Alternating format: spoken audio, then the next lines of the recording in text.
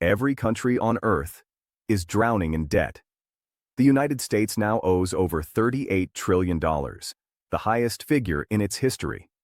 The European Union carries a collective burden of around 14 trillion. Japan, a nation often cited as the laboratory for future economic collapse, owes almost 9 trillion. But here is the paradox. If everybody owes money, who exactly is owed? If every nation is in the red, where is the black? We are told that debt is a liability. But in the modern financial system, one person's liability is another person's asset. The $315 trillion mountain of global debt isn't just a hole in the ground. It represents a mountain of wealth for someone. The question is, who? This is the macro edit, where money, power, and history collide. Here, nothing is ever as simple as it looks. Debt isn't just a burden, it is the architecture of the modern world. Every war, every crisis, every boom and bust sits on top of this invisible scaffolding of IOUs, and if you follow the chain of creditors long enough, you discover something unsettling. The world doesn't owe money to anyone in particular. It owes it to itself. But that doesn't mean everyone benefits equally. To understand how we reached this point, a planet drowning in over 300 trillion of total debt, nearly 3 times the size of the global economy, we need to go back centuries before the first credit card swipe or digital transfer. The idea of national debt was born, not on Wall Street, but in the mud and blood of the battlefield. In 1694, England was in deep trouble. They were fighting the 9 Years' War against France, the superpower of the day. King William III faced a crisis that has toppled empires throughout history. He was out of gold. In the old world, when the king ran out of gold, the soldiers stopped fighting, and the war was lost. Desperate, the king turned to a group of wealthy merchants in the city of London with a radical proposal. He didn't ask for a one-time loan that he would have to pay back immediately. He proposed a permanent marriage between the state and finance. In exchange for £1.2 million in gold to pay the troops, the king granted these merchants a royal charter to form a private corporation, the Bank of England. But the deal had a twist. The king would not just pay them back, he would pay them interest. Forever. Funded by a new tax on ships and beer, this was the big bang of modern finance. For the first time, a state could spend money it didn't yet have. They had discovered how to borrow from the future, and in return, the lenders received something priceless, a government bond. This bond was a magical object. It was a piece of paper that represented the king's debt, but it could be sold to someone else for gold. It was liquid. It became money itself. France copied it. The Netherlands refined it. The newly independent United States adopted it to fund its revolution, and later its expansion westward. National debt became not a mark of failure, but a measure of credibility. The ability to borrow was the ability to rule. Empires once conquered territory to extract gold. Now they issued bonds to extract interest. The battlefield became the balance sheet. This system worked brilliantly, or at least remained tethered to reality, as long as that debt was ultimately linked to something physical, like gold. As long as a bond could be redeemed for a specific weight of yellow metal, there was a ceiling on how much debt could be created. But in August 1971, the game changed forever. Faced with the crushing costs of the Vietnam War and a soaring social budget, the United States was running out of gold. France and Britain were demanding to redeem their surplus dollars for bullion from Fort Knox. President Richard Nixon faced the same choice William III faced in 1694. Stop spending, or change the nature of money. He chose the latter. On a Sunday night, Nixon closed the gold window. In that moment, the dollar became a concept rather than a commodity. Since the dollar was the world's reserve currency, every other currency followed suit. We entered the era of fiat money, money by decree. In this new world, there was no physical limit to how much debt could be created. Central banks were no longer managing a scarce resource. They were manufacturing an infinite one.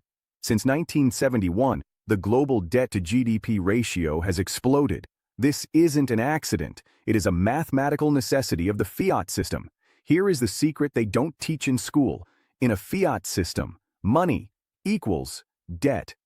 Every new dollar, yen, or euro that enters the economy is brought into existence through a loan. When you take out a mortgage, the bank creates that money out of thin air. When the government issues a treasury bond, the system creates money to buy it. Therefore, if we paid off all the debt, there would be no money left. This is the mathematical trap. To pay off the interest on old debt, more new debt must be created to provide the liquidity to pay that interest. This is why you see the $1 trillion every 100 days phenomenon in the US today. The machine cannot be slowed down, because the moment the debt stops growing, the money supply shrinks, and the entire global engine seizes up. We are not addicted to debt because we are irresponsible. We are addicted to debt because the money we use is debt. If this history helps you see the matrix, make sure to subscribe to the Macro Edit. We peel back these layers every week. Fast forward to today. Global borrowing increases by the equivalent of $1 trillion every few months. Every country owes, every bank lends, every citizen, through taxes, savings, and pensions, is both debtor and creditor. But who exactly holds the other end of the rope? Let's look at the biggest debtor of them all, the United States. There is a popular myth that China owns America. People imagine a scenario where Beijing calls the White House and demands its money back, bankrupting the U.S. The data tells a different story. Out of the $38 trillion in U.S. debt, about half is publicly held, meaning it is owed to investors. The other half is intragovernmental, meaning the government owes it to itself, like the Social Security Trust Fund. Of the debt held by investors, roughly 2/3 is held by Americans. It is held by U.S. commercial banks, pension funds like CalPERS, mutual funds like Vanguard and BlackRock, insurance companies, and the Federal Reserve itself. The remaining 1/3, about $9 trillion, sits in foreign hands. Japan is the top holder, with around $1.2 trillion. China is second, with about $688 billion, a number that has been dropping for years. Then comes the UK, Luxembourg, and Belgium. So when people say the US is in debt to China, that's true, but only for roughly 2% of the total debt stack. Most of the debt America owes is to America. The Treasury issues bonds. U.S. banks and funds buy them. The Federal Reserve often buys them back, creating new dollars in the process. Americans pay taxes that fund the interest on those bonds, which then flows into American retirement accounts as yield. It's a circular mirror. The debt is real, but the creditor is mostly a reflection of the same system. And this circularity isn't just American, it's global. Japan lends to the U.S. through treasuries. The U.S. lends to Europe through the IMF and swap lines. Europe lends to developing nations through the World Bank. Developing nations, in turn, lend back to advanced economies by parking their foreign exchange reserves in Western bonds. It's a planetary game of hot potato, except the potato is made of promises. Every country holds someone else's IOU. Every promise is secured by another promise. It's like a poker table where every player has borrowed chips from the person sitting to their left, and the only rule keeping the game alive is that nobody stands up. But where exactly did the money go? If we stop here, we miss the scariest part of the story. Official government debt is $100 trillion. Corporate and household debt brings the total to $315 trillion. But there is a fourth layer of debt that doesn't appear on any government balance sheet. It is called the Eurodollar, or the shadow banking system. This is the answer to the question, where did the money go? In the 1950s, the Soviet Union and China wanted to hold U.S. dollars for trade, but they were afraid to keep them in U.S. banks where they could be confiscated. So, they deposited them in London banks. These became known as Eurodollars, dollars held outside the jurisdiction of the Federal Reserve. Over decades, this offshore market grew into a monster. Banks in London, Cayman Islands, and Singapore started lending these dollars out, creating credit that the U.S. Federal Reserve didn't authorize and couldn't track. Today, the Bank for International Settlements estimates there is over $80 trillion in hidden debt, mostly in the form of FX swaps and derivatives. This is the shadow ledger. In this shadow system, debt is recycled through a process called rehypothecation. Here is how it works. A hedge fund buys a U.S. Treasury bond. They use that bond as collateral to borrow cash from a bank. The bank then takes that same bond and uses it as collateral to borrow cash from another bank. One bond, two loans. In the crypto world, we call this leverage. In the traditional banking world, it's called liquidity. But it means that for every $1 of real collateral, there might be $3, $4, or $5 of private credit circulating in the economy.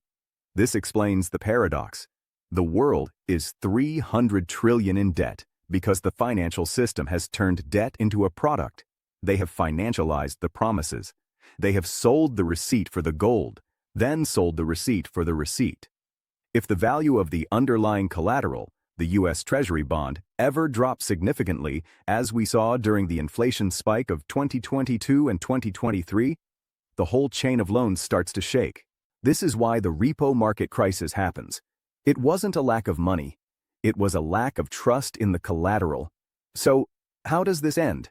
We have established that the debt cannot be paid off because paying it off would destroy the money supply.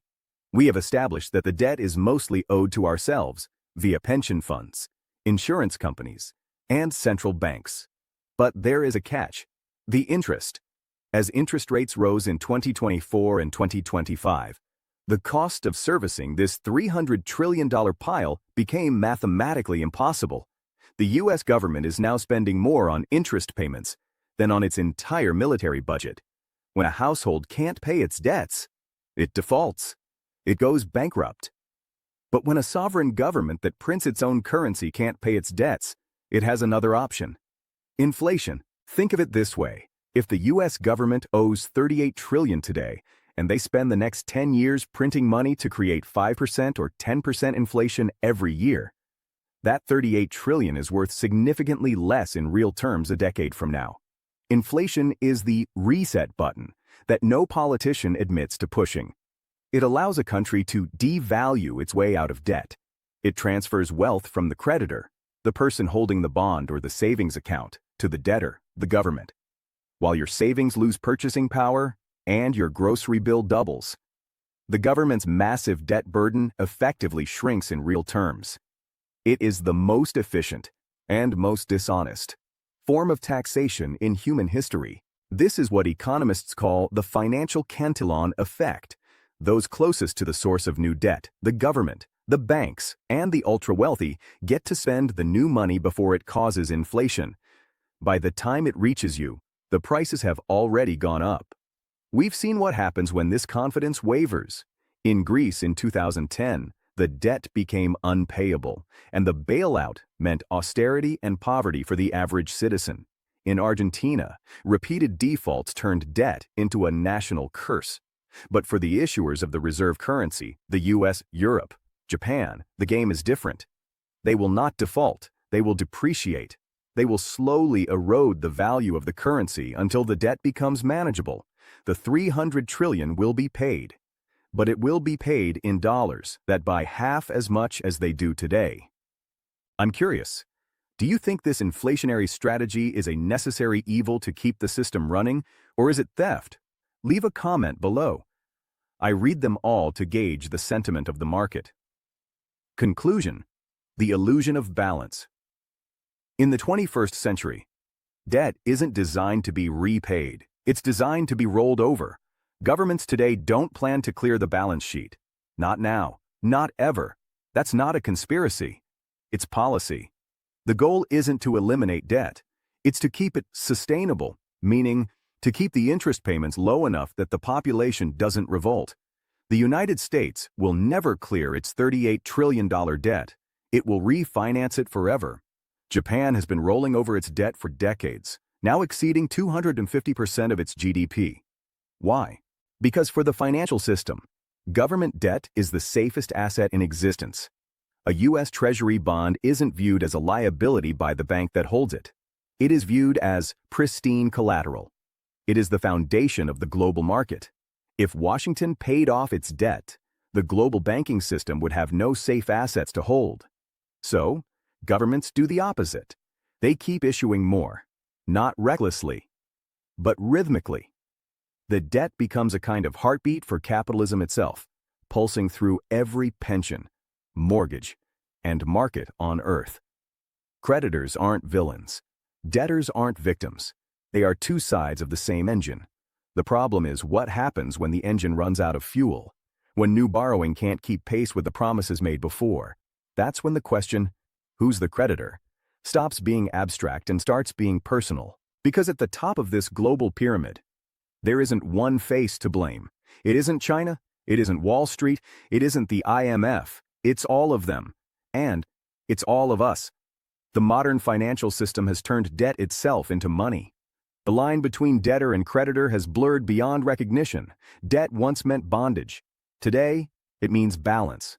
But if that balance ever tips, if confidence breaks, the illusion ends. And we'll remember what debt really is. A promise that can't be kept forever. If this gave you a new perspective, hit subscribe. History has the answers. I'll show you where to look. This is the Macro Edit.